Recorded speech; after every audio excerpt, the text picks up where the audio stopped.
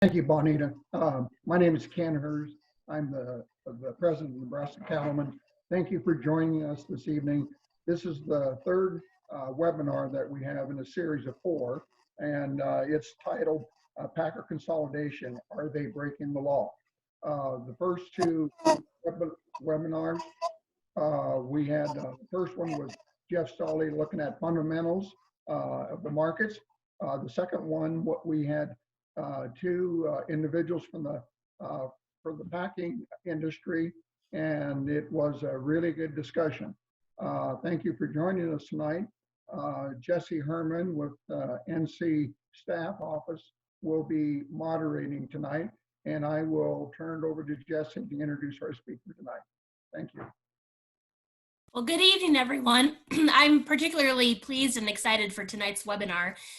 We have recruited Professor Peter Carstensen from the University of Wisconsin to give the webinar, and he is the foremost expert in this arena. So all of your questions about U.S. antitrust law and how they pertain, particularly given what we've seen over the past 2 weeks, I think will be, feel free and ask him. You've got the expert here. Just a brief bio of Professor Carstensen. He is the Fred W. and V. Miller Chair in Law Emeritus at the University of Wisconsin Law School. He has a BA from the University of Wisconsin. He earned his LLB at Yale, where he also received a master's degree in economics. From 1968 to 1973, he was a trial attorney at the Antitrust Division of the U.S. Justice Department, assigned to the evaluation section, where one of his primary areas of work was on questions of relating competition policy and law to regulated industries. He joined the University of Wisconsin faculty in 1973 and received emeritus status in 2014. His scholarship and teaching have focused on antitrust law and competition policy issues. He has published a number of articles in the field. He has also done extensive research on the operation and regulation of markets for agricultural commodities and testified before congressional committees with a particular focus on issues involving competition policy in agriculture.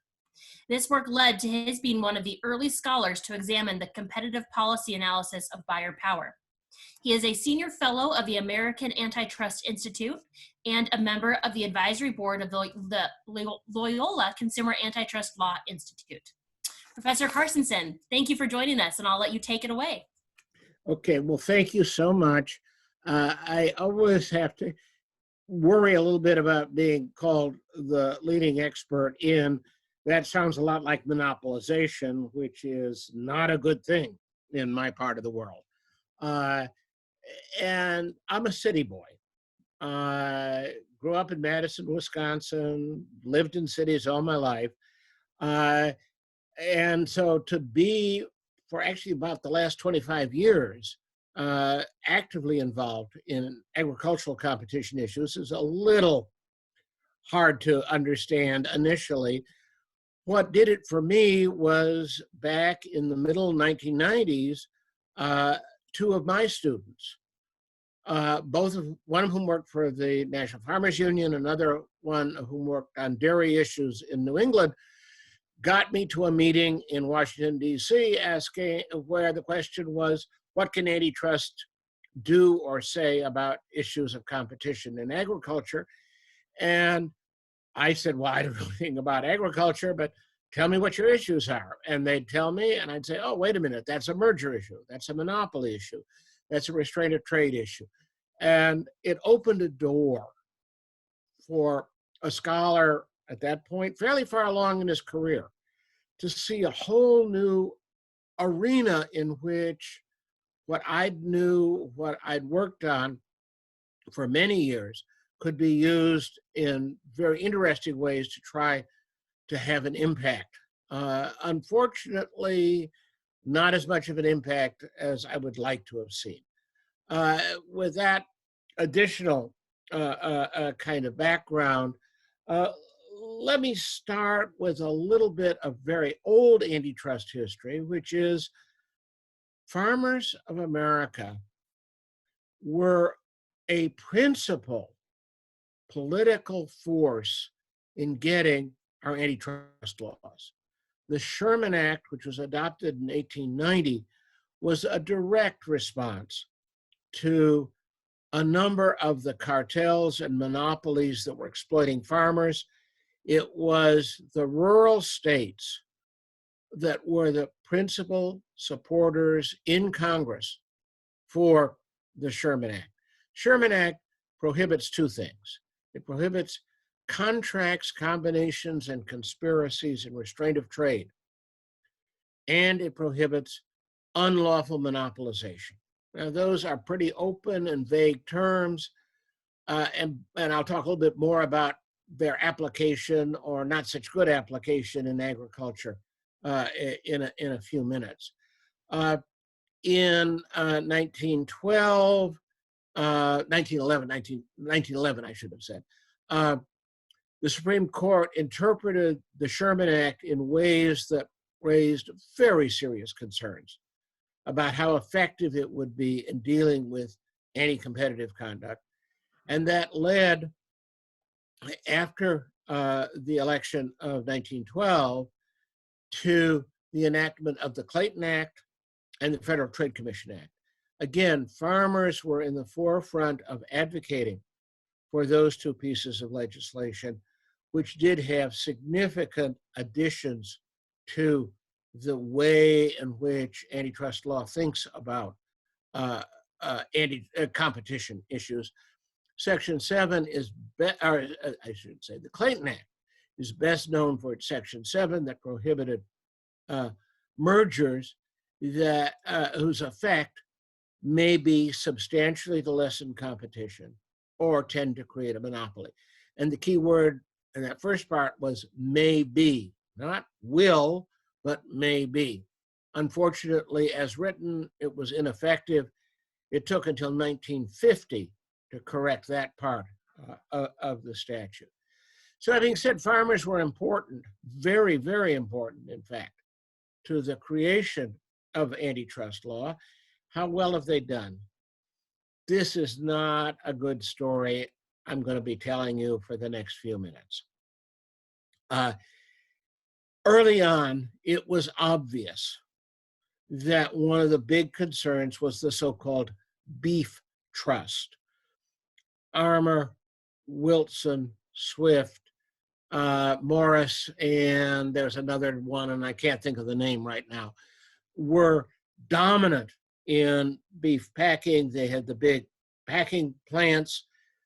Back then, as some of the very oldest of those of you on this call will know, there were, the place you sold your cattle was at the stockyards in Kansas City or Chicago or wherever, and those stockyards were surrounded by the big meat packing plants, which only had space for a few. So meant that there was relatively limited competition to buy steers, other cattle that you were selling, hogs, etc. In the early 1900s, the government brought a lawsuit against Swift and Company, and well, the whole gang, I should have said, but Swift was the first name. And in 1905, the Supreme Court upheld the lawsuit, which sought to impose various restrictions on how the meat packers behaved themselves. The case is famous in antitrust law because it represented a significant change and expansion in the court's thinking about what cases were covered by antitrust law. All these transactions occurred in a stockyard in Chicago. Oh, that's interstate commerce, said the meat packers. We're buying and selling cattle in Illinois. That has no relevance to interstate commerce, which is what the Sherman Act addresses. And the Supreme Court said, oh, go away, don't bother us with that. That's wrong. Of course, you're covered. The less good news for farmers was that the decree was not of much help. It didn't really solve any of the problems, basically because of the structure of the market. You had very few competitors. They actually owned the stockyards. They controlled a lot of what had gone on in those stockyards. On a personal note, very personal. My grandfather, farmer in western Iowa, had his first big carload of cattle. He'd been a cattle buyer before he was married and had his family. Was taking it into Chicago because as a cattle buyer, he knew how the commercial, the commission agents, et cetera, cheated you. Unfortunately, another train came down the track behind the train he was on. He was in the caboose. He died. My grandmother had to take the 7 children, move back to eastern Iowa, which is where my father grew up, in a small town in Iowa, working a lot on his uncle's farms. He figured out that there was no farm for him. He had to get an education. He wound up as a very distinguished professor of agricultural history. And I grew up in a professor's household, not exactly ag background, but I did have that connection to farming. When we moved forward from 1905 and continued problems, the Supreme Court, I mentioned in 1911, announced some rules that made everybody unhappy. Congress, again, pushed by the agricultural community, adopted the Clayton Act and the Federal Trade Commission Act. And one of the things the Trade Commission Act committed the Trade Commission to doing was running major investigations of industries. And they were instructed by President Wilson to do 2 major investigations in agriculture. One on the wheat, corn, the commodities markets, I should say, and the other on the beef, hog, the meat packing industry. The result, which I think came right after the end of World War I, was a 5-volume history of, study of all the things that were being done that were anti-competitive and illegal. And this is before we had emails and telephones weren't very much used. So Mr. Swift was writing to Mr. Armour saying, let's fix the price of this or that. Let's do away with this competitor. So there were documents that were extraordinarily probative of illegal conduct. And what was interesting then was that they were already trying to affect competition in related markets. One section that I recall involved discussing how to raise the price of cheese on some of the cheese exchanges. Why? Because if they figured if they drove up the price of cheese, people would not have basically macaroni and cheese as a substitute for meat. They'd be more likely to buy meat.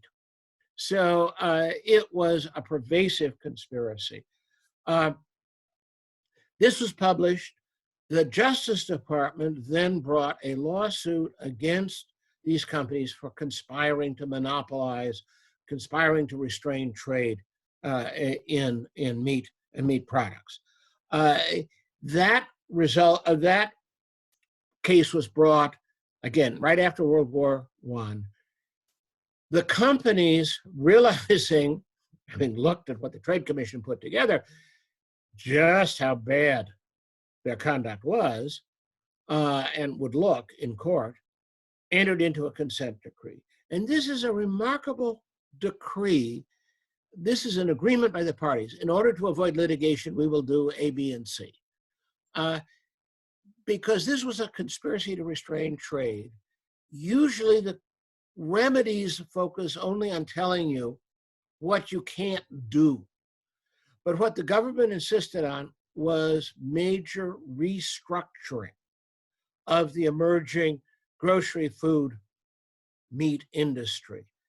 What they required was that the meat packers give up operating groceries. They'd operated meat markets that were expanding into being grocery stores. They owned a bunch of alternative products, canned vegetables, things like that. the decree required them to divest all of that, as well as, not surprisingly, eliminating their ownership of stockyards. This decree was, as I say, it's remarkable. There are only, to my knowledge, only 3, maybe 4 other cases in the history of antitrust law, and that's 100 plus years now, 130 years from the Sherman Act, in which we've seen going from conspiracy to restructuring markets. Not surprisingly, after they signed the decrees, the meat packers turned around and fought them like the devil. I almost used a word that I shouldn't on radio. And after that, it took until 1930 before the US Supreme Court said, you signed it, you got to honor it. All of which is to say things didn't change all that much as a result of the antitrust decree. The other thing that happened right after the decree was signed was the agricultural community was not happy with that.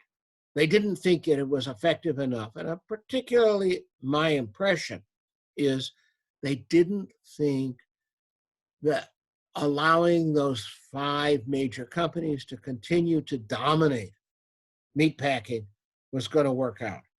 So they convinced Congress to adopt the Packers and Stockyards Act. It came in 1921. That statute was designed first and foremost to regulate how the stockyards themselves operated. It regulated commissions, it regulated who could sell, who could buy, etc.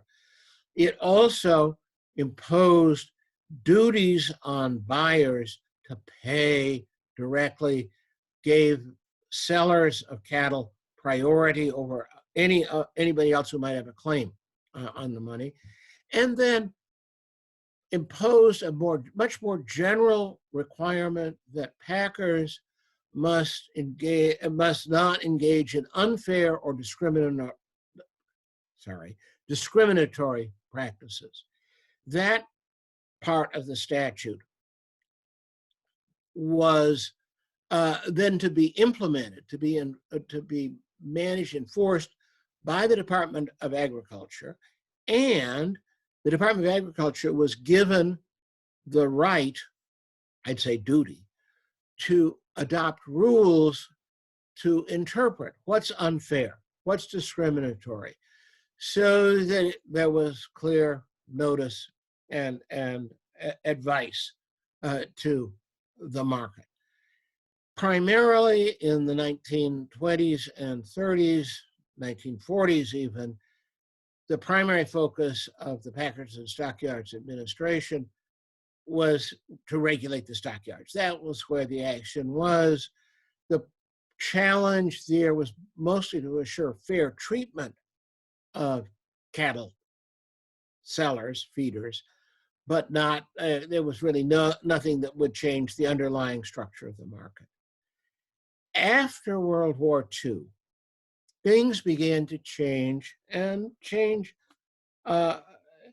usefully, I think it would be fair to say, especially after in the middle 1950s, we began to get the interstate highway system. We began to get much better refrigeration in trucks.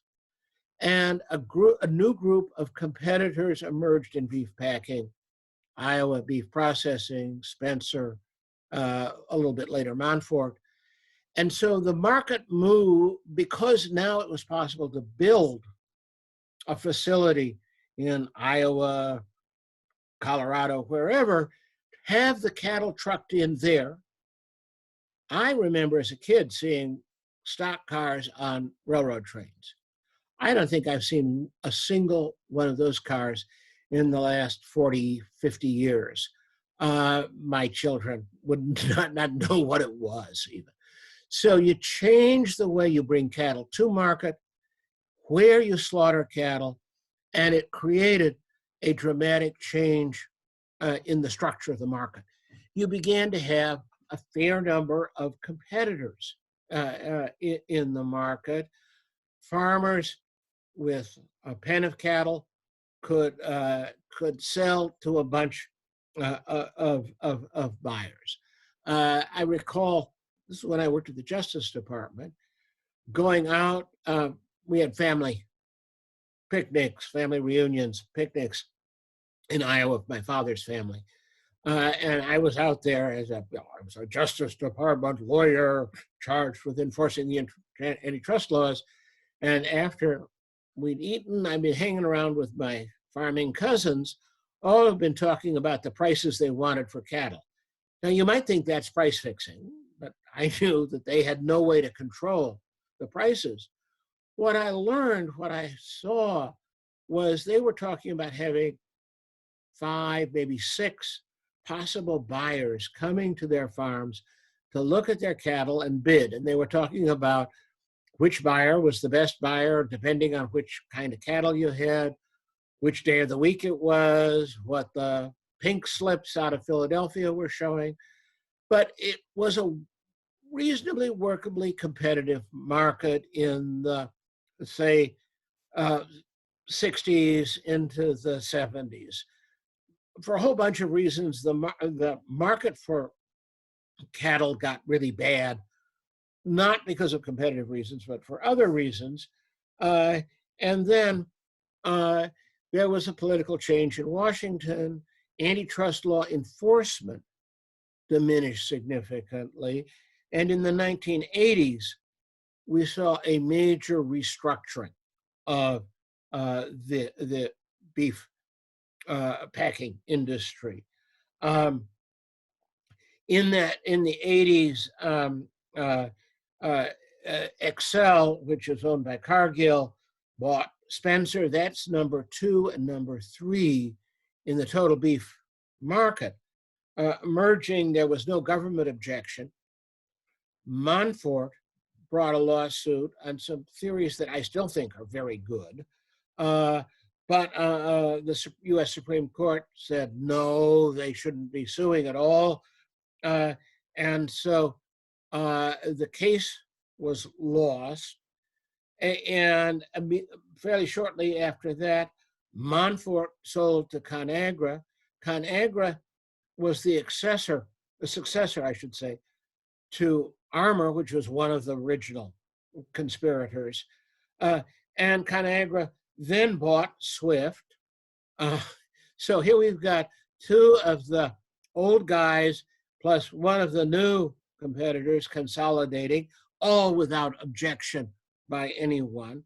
And of course, then ConAgra sold off Swift first to a bunch of investment bankers, who then sold it to JBS, which was already one of the largest beef packers in the world. And I'll come back around on that in a few minutes in terms of saying why I think that ought to have been an antitrust issue as well. And so we've seen this process going forward of consolidation in the industry recently, relatively recently. Marfrig, I think it is, which was the second largest beef packer in the world, bought a controlling interest in National Beef, again, without objection, and National Beef was allowed to buy a significant Iowa competitor, Iowa Premium, even after that.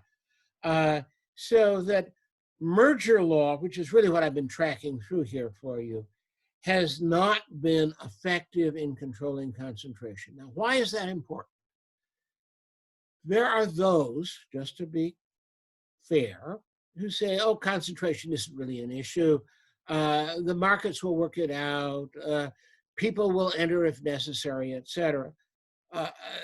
Those of us of an older school and wonderfully reinforced in the last 5 years by an incredible amount of empirical scholarship, research in how markets actually operate across a whole range of markets, not just agricultural markets by any stretch of the imagination.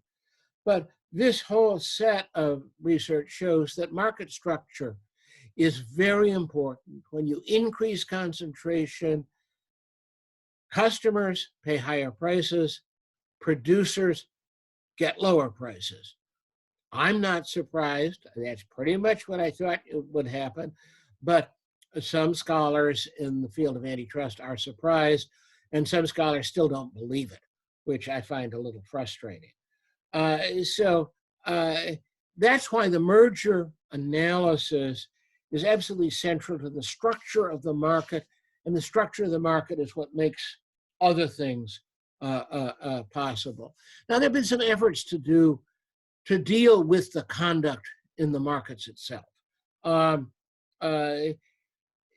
There was a major case that started in the late 1970s as pay for steers was dropping precipitously on behalf of feeders against a group of major grocery stores, charging them with conspiring together to reduce the amount they would pay the packers. And this is a time, remember, when packers are still a relatively competitive market. So they're not in a position to say, oh, you don't want beef?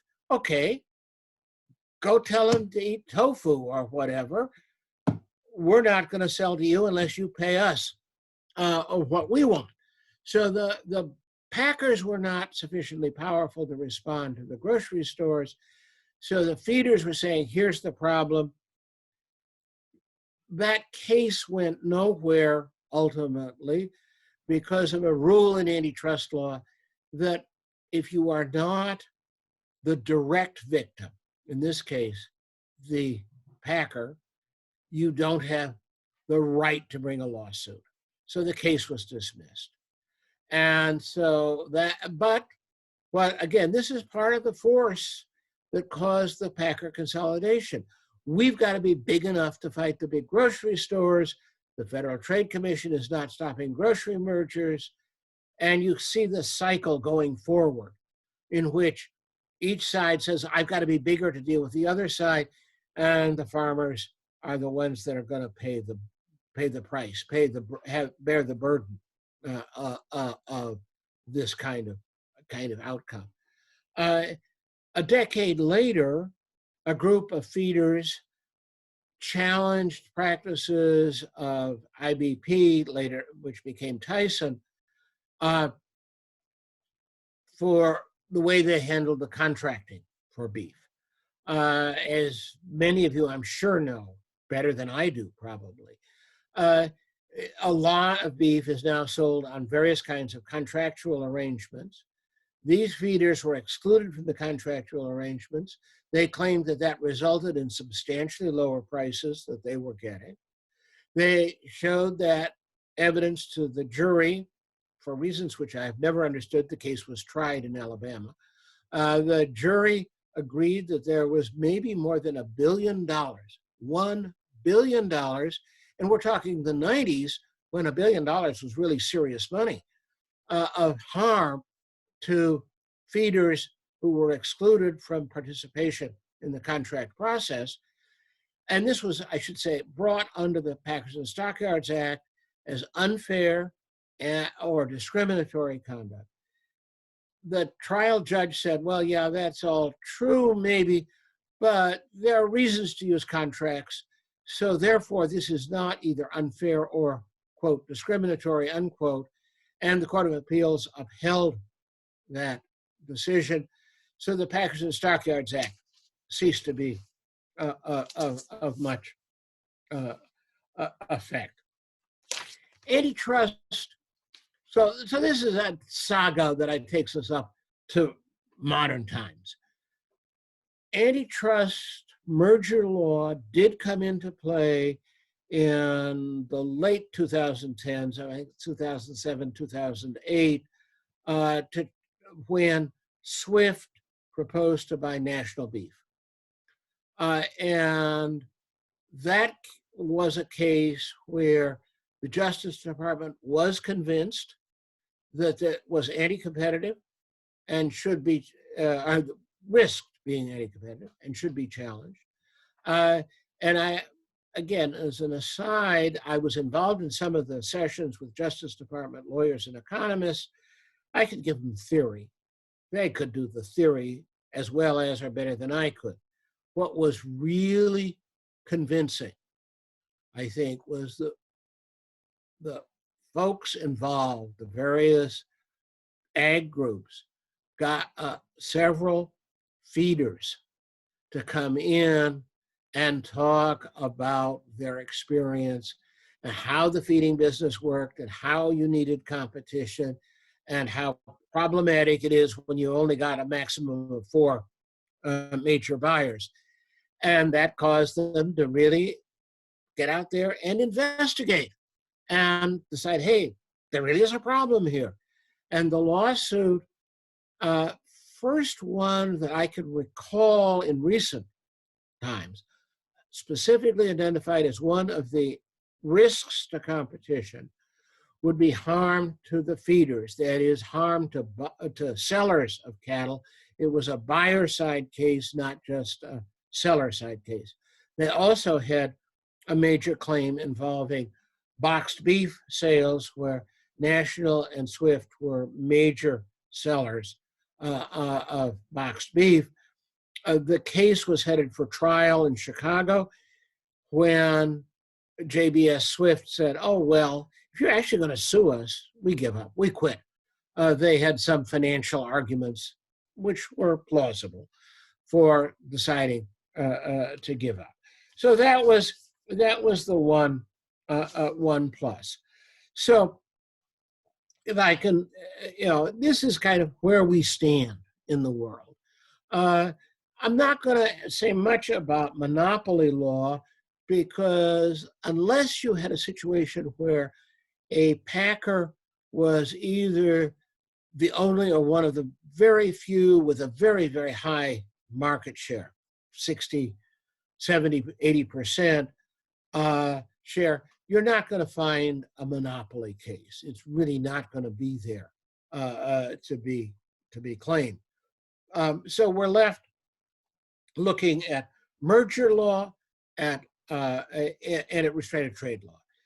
Merger law, I mentioned the Swift National chain case. If you look at merger, we've got several kinds. We've got horizontal merger between competitors. That was the Swift National. That's National, Iowa, Premier. Those are, we're eliminating competition. In the past, the criteria were fairly straightforward. You defined the market. You asked what were the market shares, and defining the market, I should say.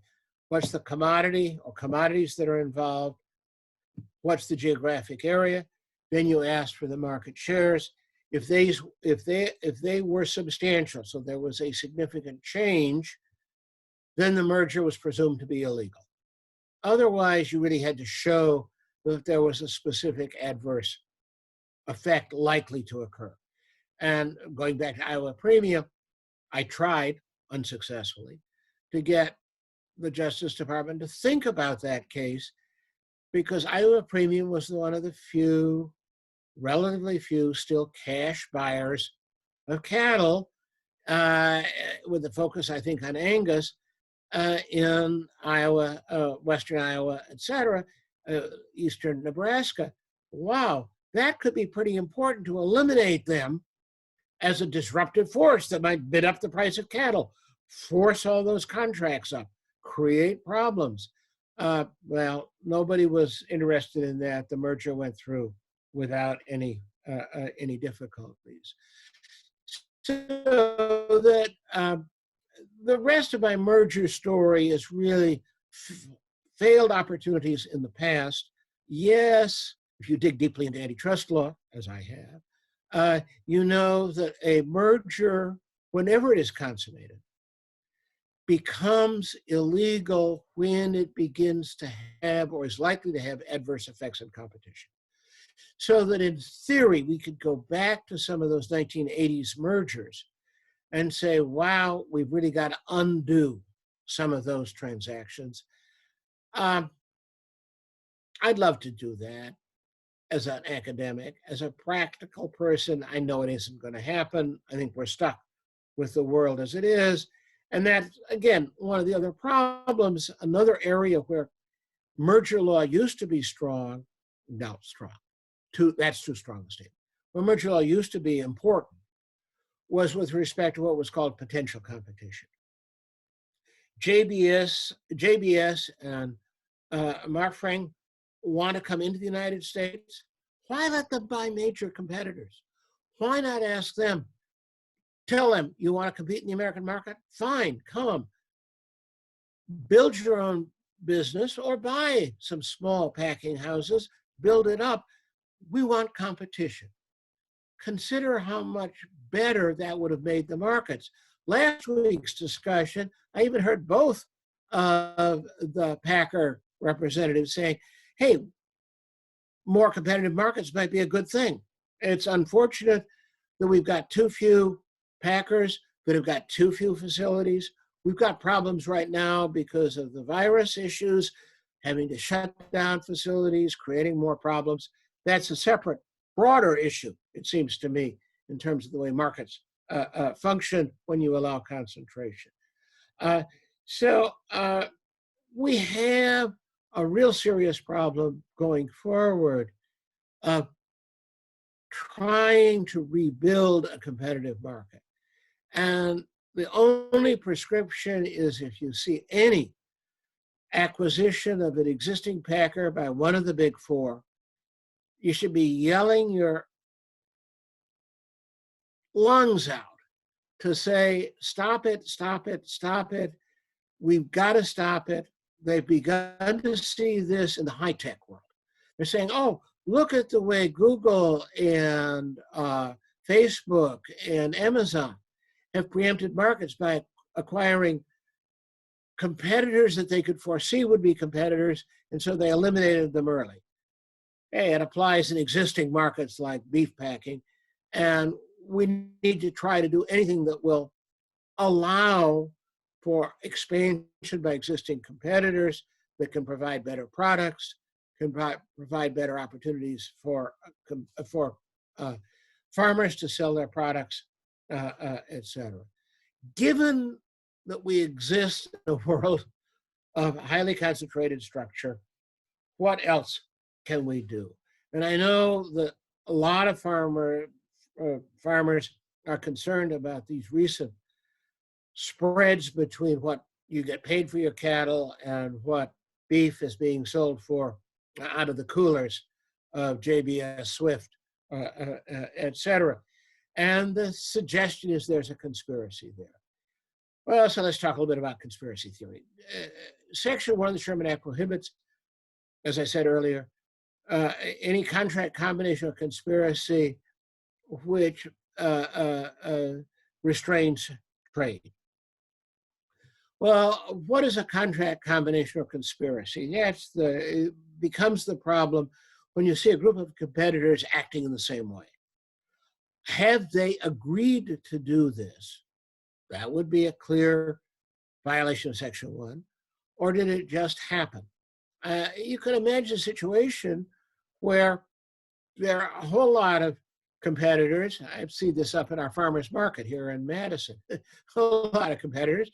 And they're all looking at each other and they're saying, oh, it looks like the price of asparagus today is going to hover around $1 a pound. And I wanted to price mine $1.25 a pound. Well, I better cut it to $1 if I want to sell any asparagus. I'm responding to the market. I am not doing something that's irrational. I'm not agreeing with anybody. I know what a market price is. It's like my cousins with their beef cattle back in the 60s, saying, well, it looks like the price is going to be so much, 100. Okay, well, that's what we're going to get. So we've got agreements, but agreements run from the tacit kind of an agreement where there are three of us in the market. Think of three gas stations across the streets from each other, three corners. And they all have to post their prices. The first one posts $1.50. Well, I could undercut him at $1.49 and maybe pick up a few customers. But then what is he going to do? He's going to do 148. So I'm going to put $1.50 up. The third guy looks at that. Well, yeah, hey, I could put $1.45 and I could really get business as long as it took until they put up their signs that said $1.43, and then I'm out of business again. So we have an understanding. Well, the courts have decided that you need something more than just that kind of an understanding to create liability. So it's one of the big problems when you've only got 4 major competitors. I have colleagues over in the ag school here at Wisconsin who've looked at what's going on in beef buying among the big 4. And what they see is a recurring pattern of basically collusive market allocation. I'll buy from this feeder, you buy from that feeder. I'll make a courtesy bid, but I know what your price is. I'm not going to overrun your price. Result, we don't get any significant competition because they understand competition is going to be a problem. My colleagues say, well, every once in a while, for one reason or another, competition breaks out.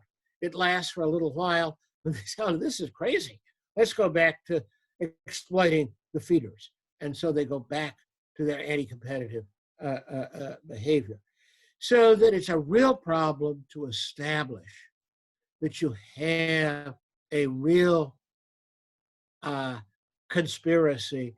And the courts, sadly, have tended to increase the standards that they require for proof of conspiracy in ways which I think are wrong. But what am I, a retired law professor? That doesn't count for much. And so we've got some serious, serious problems of getting at the kind of understandings that exist in meat packing. And then the question would be, what are you going to do about it? What's the remedy? You recall that in 1919, the remedy was actual restructuring of parts of the industry. The one thing they didn't restructure was the ownership of the packing houses. It seems to me, if you look at that and you say, look, they're recidivist felons, because the violation of Section 1 of the Sherman Act is a felony, in fact, although most of these cases are civil liability cases. You say they're recurring felons. Okay, we need to do something about that. I don't think you can put a corporate death sentence on quite, but you can dismember the violator. This is not going to happen in the near term, much as I might advocate for it, as I have. But if you're going to think about how do you restore workable competition, you've got to find a way to make the buyers of beef competitive with each other.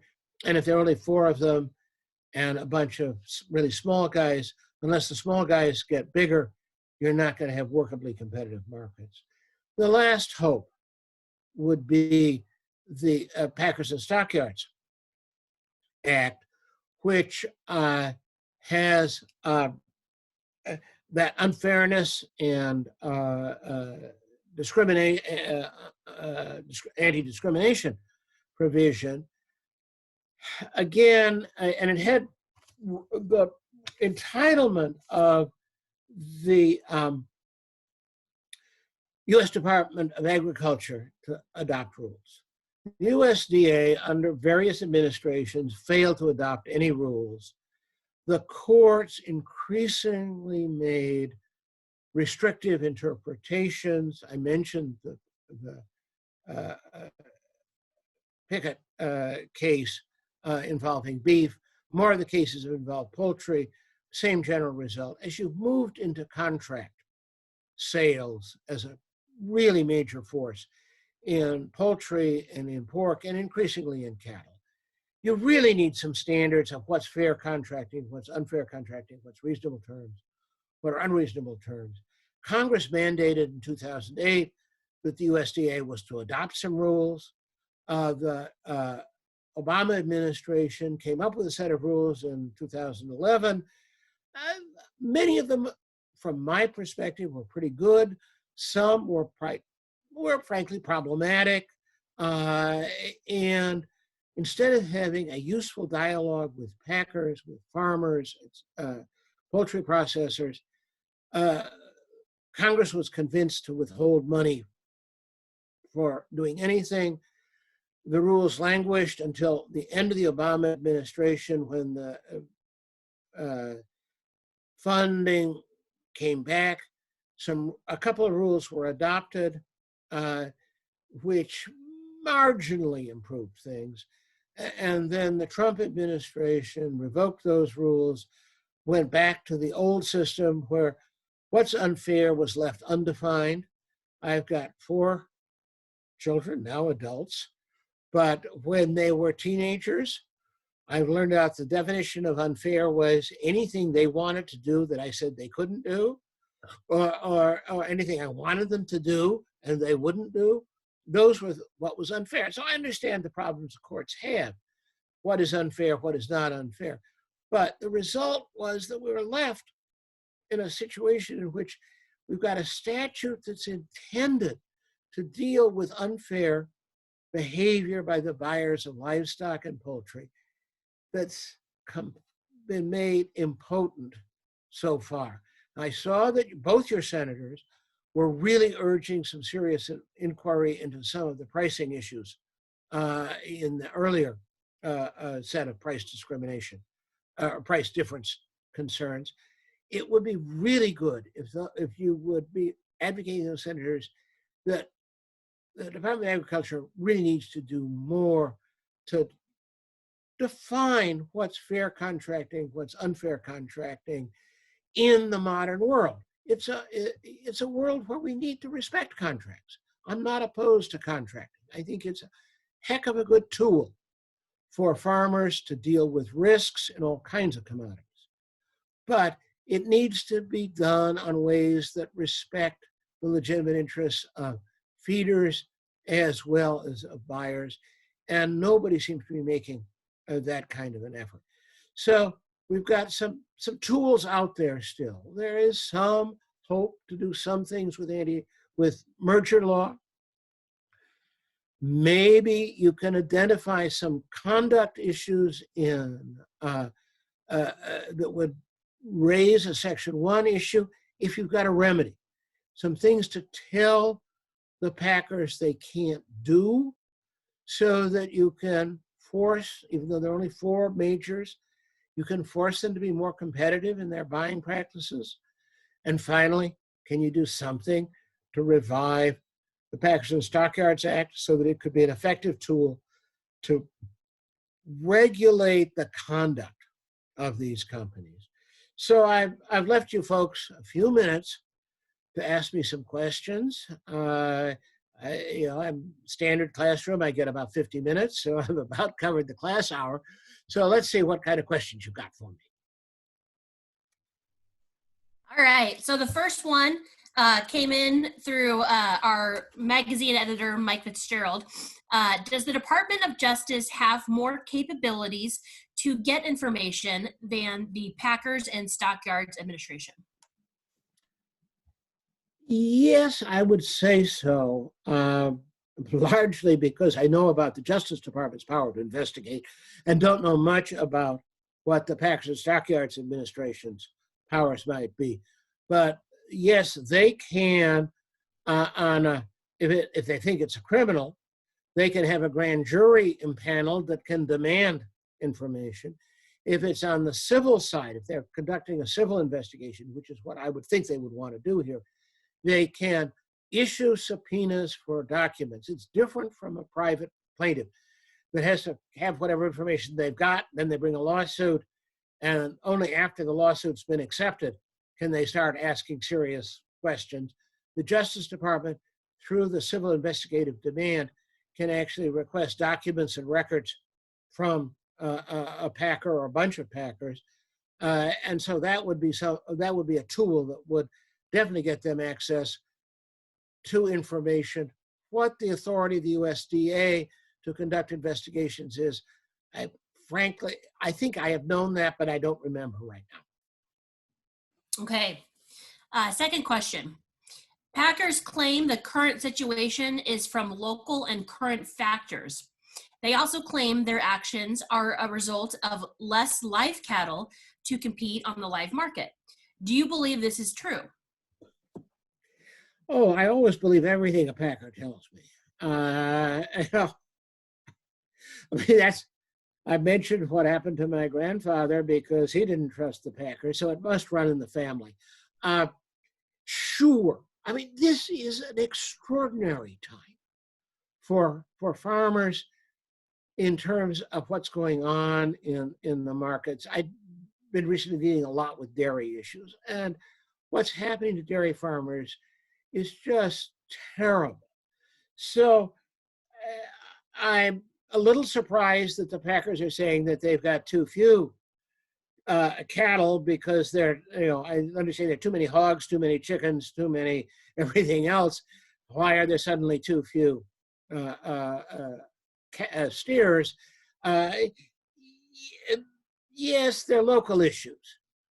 They've consolidated to such few slaughterhouses that when you got what's going on, for example, in the old Montfort facility in Greeley, where they are now up to 6 deaths, and JBS Swift is still trying to get the workers to come in, and they're surprised that some of the workers don't want to show up. Well, they've got a local issue there, but it's a local issue that's national in terms of its impact on the supply of livestock. So, yeah, these guys are smart enough not to make stuff up that's entirely fictitious, but they've got a whole lot of responsibility here for what's taken place. Great. Another question. Can you give some insight into how the Department of Justice determines if they're going to pursue a lawsuit or not?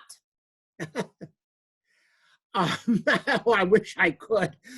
No, look, it's at the staff level, they've got some extraordinarily good lawyers and economists who've got, from my perspective, a more restricted view of what ought to be of concern. But they really do play it right up the aisle. On mergers, the question is, what's the market look like? What's the likely effect of this merger on the market? I think they spend too much time trying to figure out exactly what that effect might be.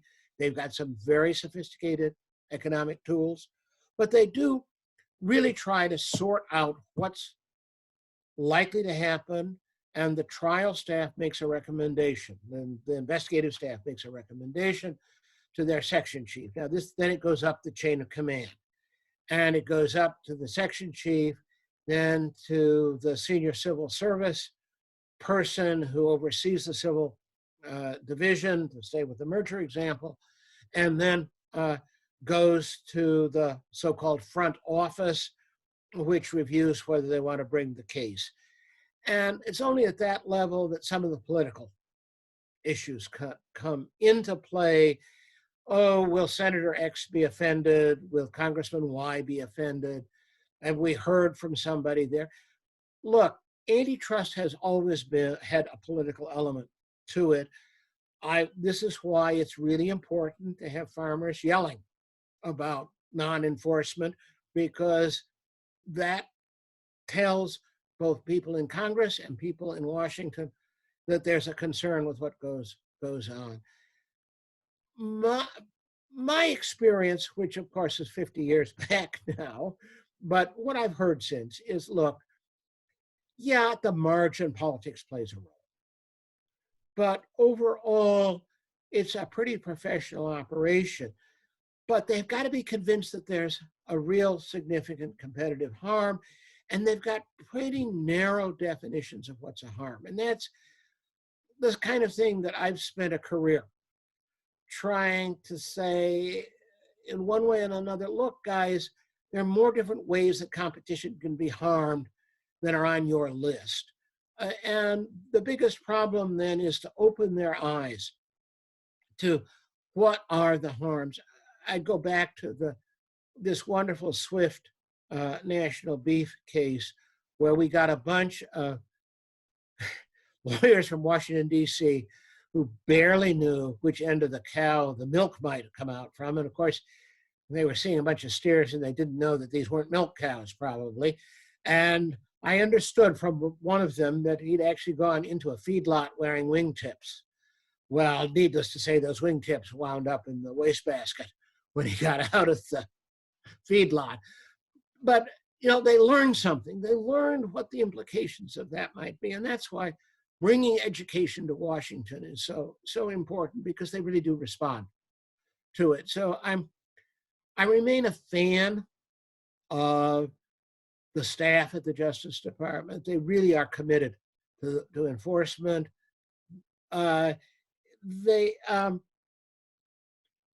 We need to see better enforcement. We need to see more imaginative enforcement. And I can keep hoping about that. If the Department of Justice does decide to pursue an investigation, how much of that will be made public? Excuse me, how much of that will be made public and how much will be made, will be kept confidential? How much will we as producers know? The short answer is, if they do nothing, you will know nothing. I used to, when I worked at the Antitrust Division, and there was a clock on my wall, and if somebody called me from the outside and said, "What time is it?" if I had to look at the clock on my wall, I'd say, "I'm sorry, I can't tell you, that's a Justice Department clock." There's an unfortunate history of that, of keeping things confidential in an investigation, and there's good reason for it too. You want people to tell you things, you decide ultimately you're not going to do anything. Do you want to make a disclosure? If at the end of the day you decide you want to do something at the Justice Department, you bring a lawsuit. Then it's out on the public record.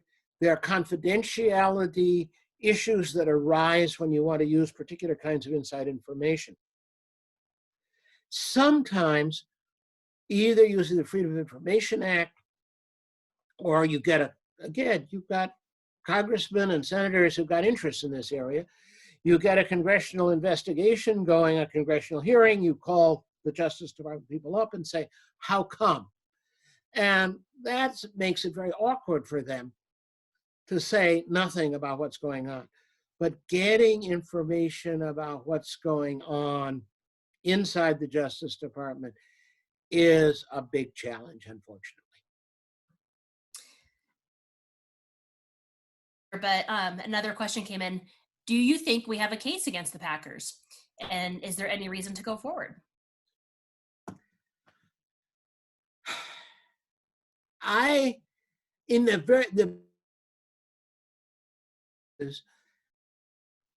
Without something more, I would not encourage pursuing that, but I really want to look at things like the timing of those differences.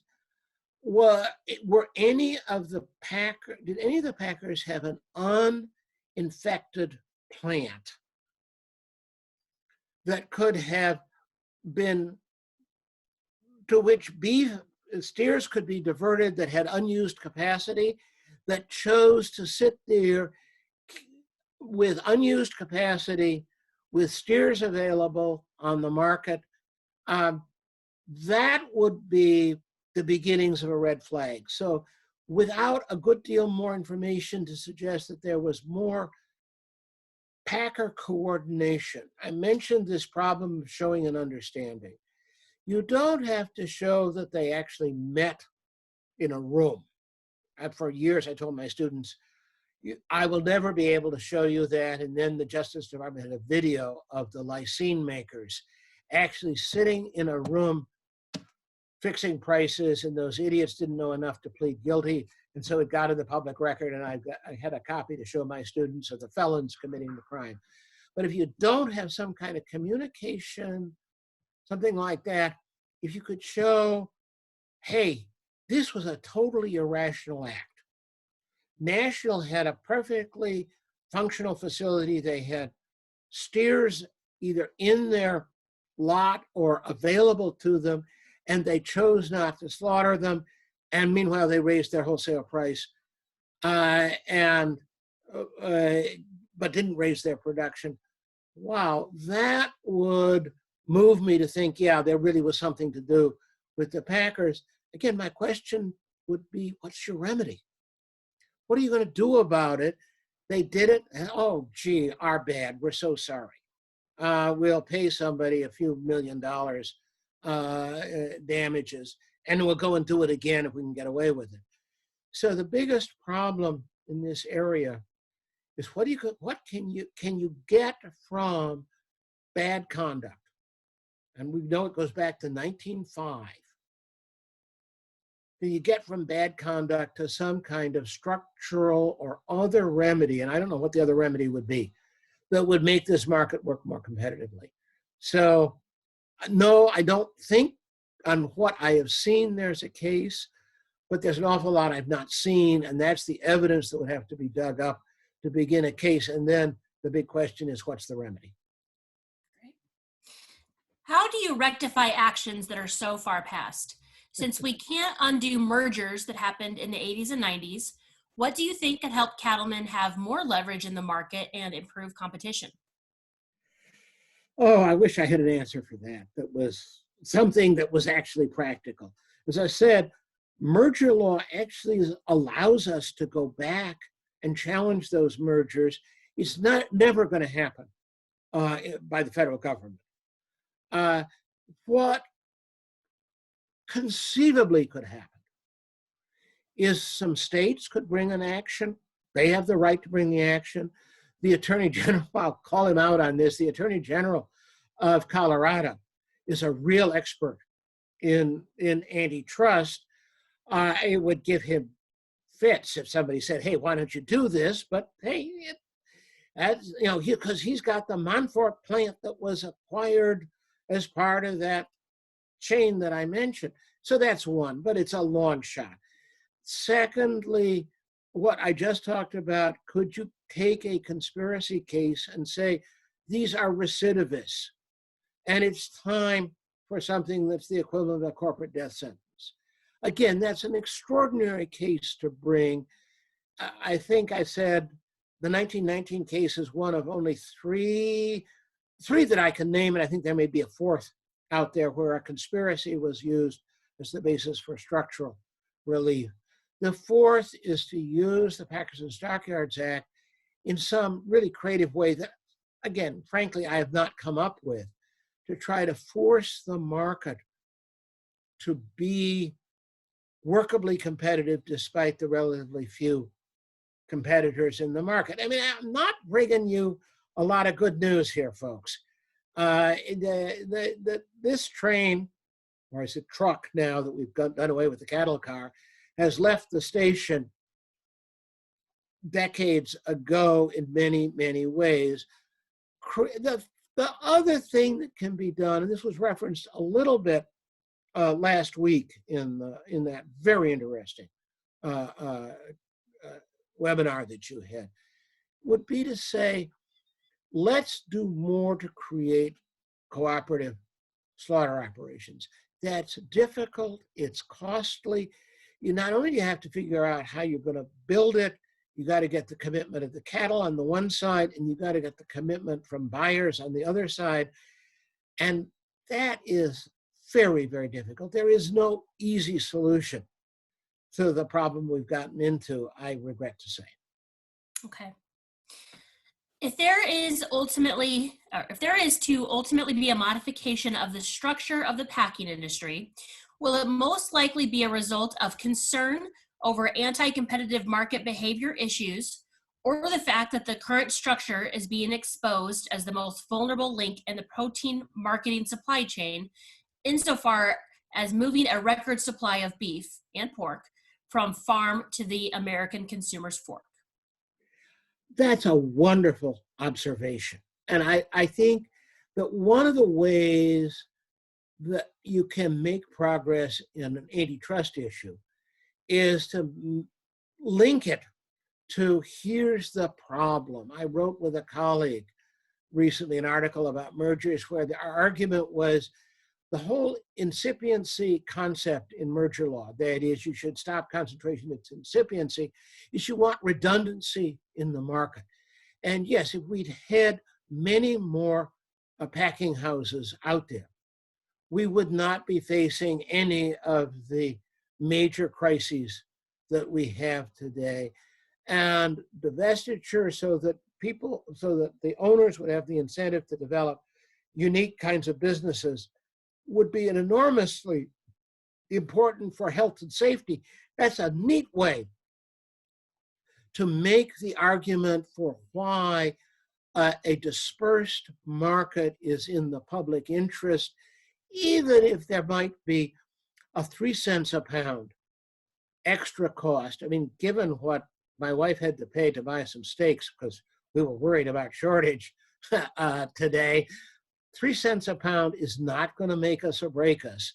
And that's maybe the efficiency cost of having many more smaller packing houses. It would allow beef raising to become more diversified in terms of the huge feeding lots, which raise all kinds of environmental issues, I believe, and odor issues as well. So yeah, I love the idea. I think it's a great point. I hadn't really put it quite together that way.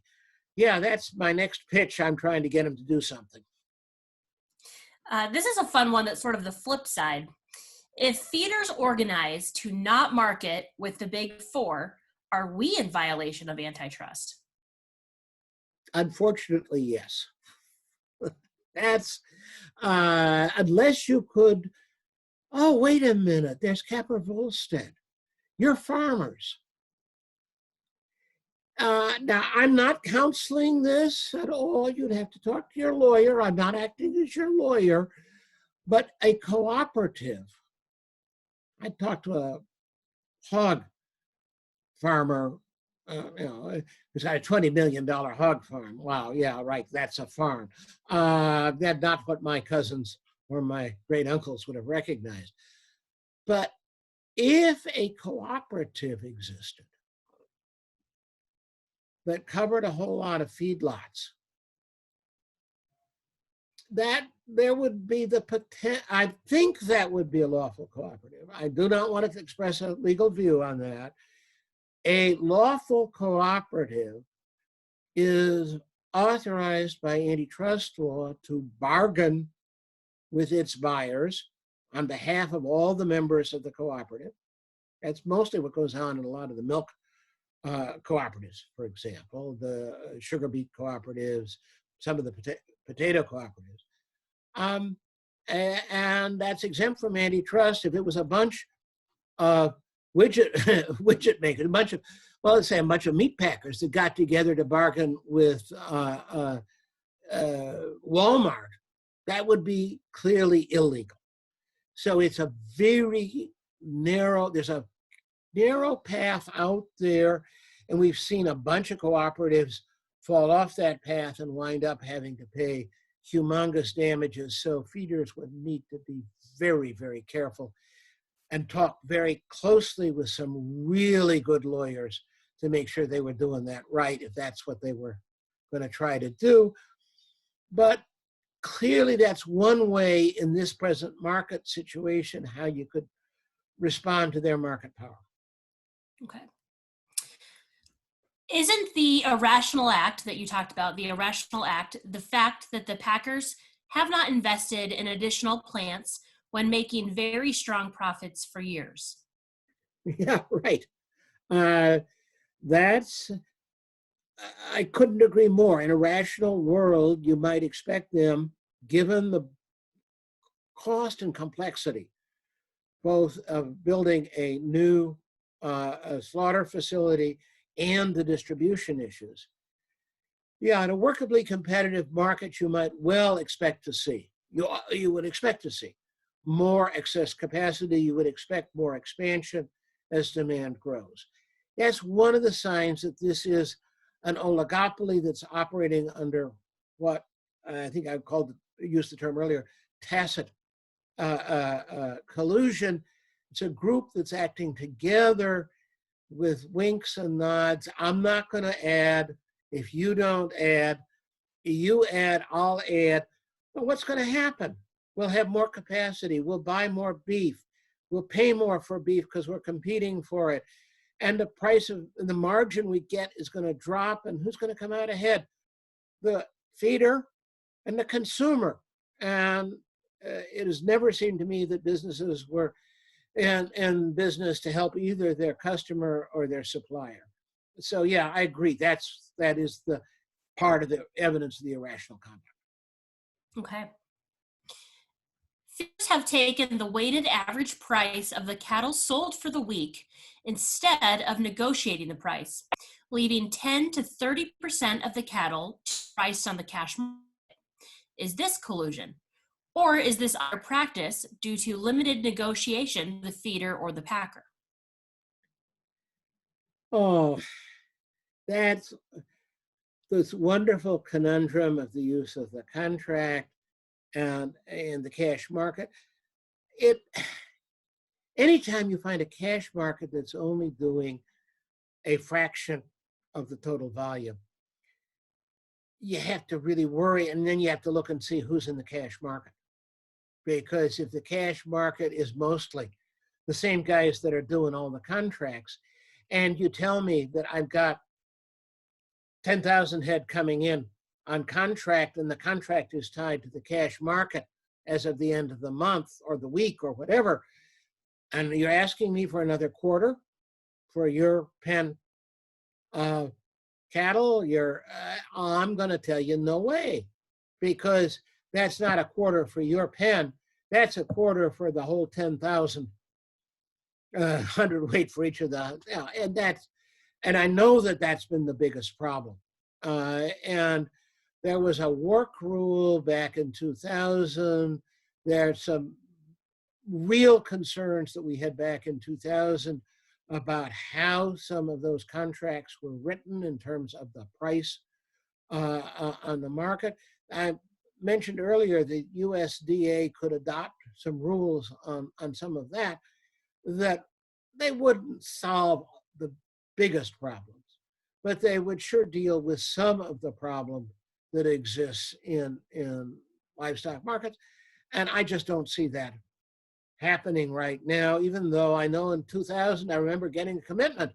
This is just before the end of the Clinton administration, having heard a whole bunch of us from very different points of view all say that this is a terrible thing. And the USDA guy said, oh, we'll take care of that. Well, no, they didn't, and it hasn't happened since, despite my whining about it over the last 20 years. Okay, we have just a few more questions and then we'll let you get back to it. As the industry has gone to a more branded product from the cow-calf to feedlot to packers and finally to retail, how are these cattle looked at as being negotiated fairly in the marketplace, as they are not commodity cattle that are they are branded? Most of this is being done to add value to cattle. Any thoughts there? Yeah, that's, again, this is what makes life so complicated for those who would like myself, would like to keep things nice and simple. The brand, how much is branding a real differentiation? How much is it just a brand? There was a time when people tried to tell me that Budweiser was different from Miller. I could never taste the difference. I didn't like either one, for that matter. But yes, it makes life, in looking at how these markets function, more difficult. It's why you want a better system of oversight of how that whole bidding marketing process is being run. What are the opportunities to be able to offer a branded steer as opposed to an unbranded steer, et cetera. This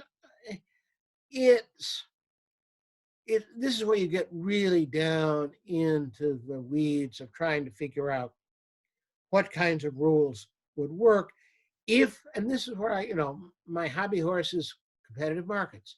If I've got enough competing brands, then the feedlot operator, the cow-calf operator can have workable choice Do I want to do brand 1? Do I want to do brand 2?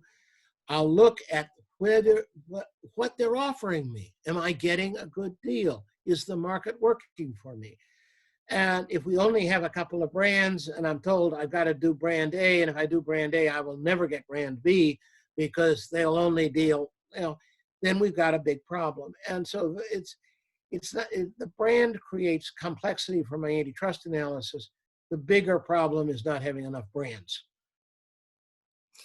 Okay, we have 2 final questions. So if anybody else types a question in after this, I apologize. We're going to cut it off after these last 2. First one, the government has to be a huge buyer of beef for the military. Because of the great difference in the purchase price of cattle and what packers are selling it to the government for, why doesn't our federal government go after the packers for price gouging and collusion? That's a good question, and I don't have a good answer for it. Not so much the collusion part, but the price gouging part. Yeah, that would be an interesting one to see somebody push. It's a little bit out of my area. I do not understand price gouging law. I do not know what the military procurement rules are. But yeah, that does sound mighty suspicious about what's going on. And if there's a way to get at it through price gouging, I'm all for it. Okay. Last question of the night. And it'd be interesting to see your take on this. Would you be interested in leading a team in a lawsuit and to demand at least 30% of live cattle sales cash per week? Oh, my only trial experience was, oh Lord, more than 50 years ago. And I was the 5th man of a 5-man trial team. So I have 2.5 days of trial experience. So that's, no, I'm not the guy to lead the team. If somebody is trying to put that together, and I'd want a really good, experienced trial lawyer who's really got some good, sharp focus on how that could be done, I'm more than happy to help out. But that's the limit of my capacity to offer help. Well, fair enough. Well, I think our participants tonight definitely would love to see you lead that lawsuit, but I think we understand that maybe that's not in the cards for you. This is the final question. I lied. There was one more question that came in. It's a good one, so I'm going to make sure we ask it. So this is the last question of the night. Could you force a packer to purchase half of its supply on the open market since they are using the weighted average price for 70 to 90% of their purchases? This could be done through the Packers and Stockyards Act. It would be an unfair competition for any packer to be buying more than half of its production on that basis. I don't think there's an easy way to get that into antitrust law unless I can show some kind of conspiracy where that's the remedy. And maybe I could do that.